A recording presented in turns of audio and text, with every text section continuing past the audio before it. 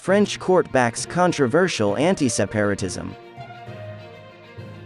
The Constitutional Council of France has given its approval to a contentious anti-separatism law, maintaining the majority of its provisions. The law, which has been criticized on a number of grounds, has been seen as a weapon against hardline Islamists, according to critics.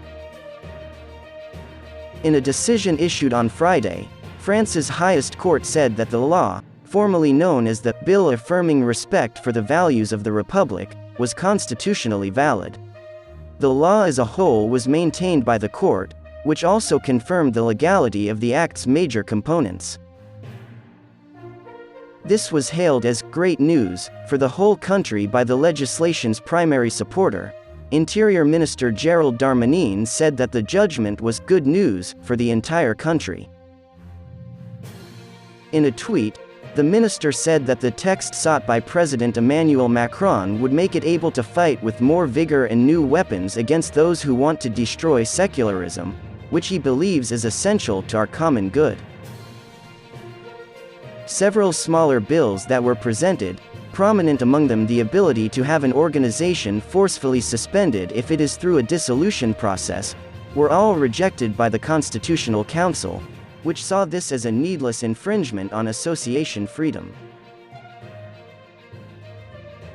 Additionally, the court struck down a clause allowing authorities to deny renewal of a residency permit to a foreigner who's shown a rejection of the French Republic's values.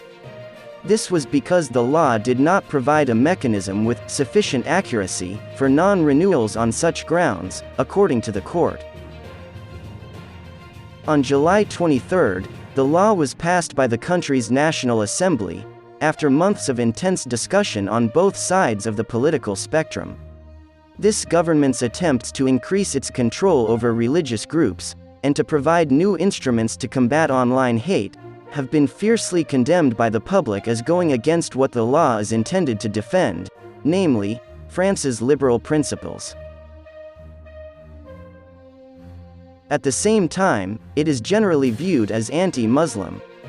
It essentially compels Muslim parents to take their children to public schools, where religious symbols and clothing are already banned under federal law. It also tightly controls contributions that religious groups may receive from overseas, with amounts above €10,000 subject to obligatory disclosure under the law.